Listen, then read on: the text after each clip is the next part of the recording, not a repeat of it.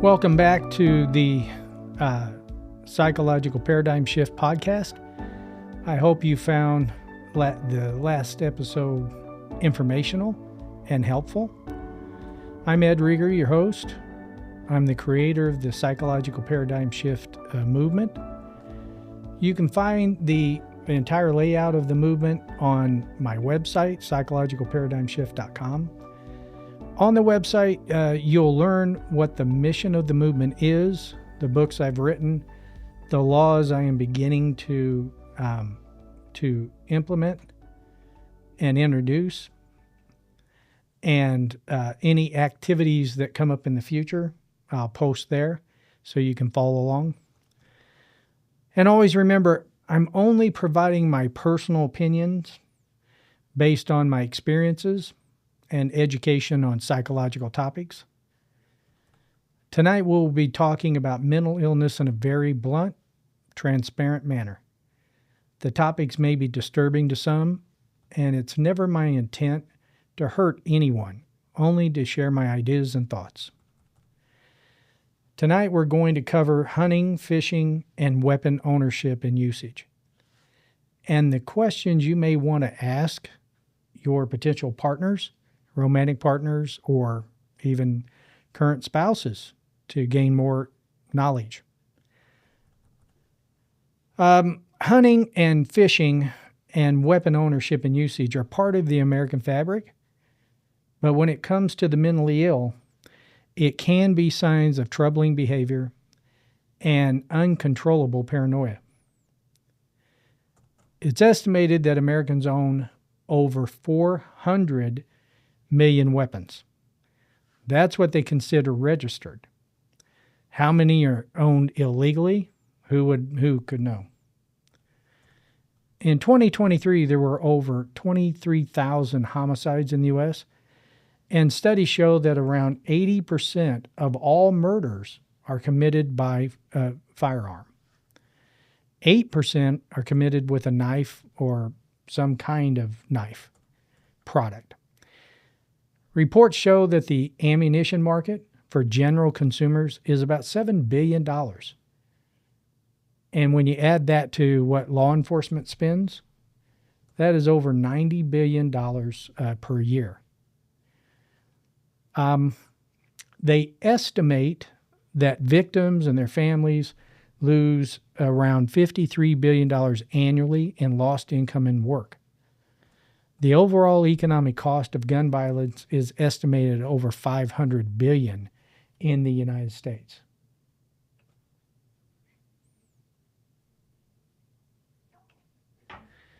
This includes the cost of medical care, criminal justice expenses, and lost wages of victims, and the things that you can't put a price tag on is the loss of quality of life of these victims and their families. Here's an interesting statistic. The U.S. Fish and Wildlife Service reports that there were over 34 million licenses, tags, permits, and stamps sold to U.S. citizens in 2022. Now, I've personally owned weapons, and I've hunted and fished. I've gone on deer hunts and fishing expeditions in the ocean. My use of guns started very early in life. My brother and I broke into a house when we were kids and found a pistol. And of course, I almost shot him. Don't know if that was an accident or on purpose. You know how brothers can be. Almost all my activities with firearms have been because of sport. I almost never ate anything I shot or caught. I participated because I thought it made me a man. The last deer hunt I was on, I almost got killed. I've never been hunting since that. Most people know that hunting and fishing have absolutely no reason to do with it if they live in the city and they're not living in somewhere like Alaska, the Alaska wilderness. Most people purchase all their foods from grocery stores and do not hunt or fish for daily needs. They do it for the sheer pleasure of using weapons and killing animals they do not need to eat. I had a client one time I was assisting who owned a very exclusive hunting company, or what was called a wildlife sporting expedition company. He would charge tens of thousands of dollars to very famous and wealthy individuals to take them on expeditions all over the world to hunt animals like big-horned sheep, because we know big-horned sheep are very dangerous. You see famous people all the time with pictures of themselves with a poor animal they've slaughtered and spent tens of thousands of dollars killing. There are wealthy people in the U.S. that own large tracts of land that house elks on it, and they charge a premium dollar to hunt on their reserves. I live in the western United States, and it's very common to visit a company's office, and along with the receptionist and copier, there's a moose head or bear or mountain lion they've killed and stuffed. I know offices that have dozens of stuffed animals in their lobbies, and these owners of these companies are so proud of their kills. One day I went into a man's house to assist him, and he had to show me the moose he had killed and stuffed. The head was mounted on the wall behind his bed. Senseless, unnecessary killing of animals may be a major red flag for you if you're trying to date or marry someone. Always remember, they are very comfortable with using a weapon and killing for pleasure. It is very normal for them. All right, let's get started with the questions.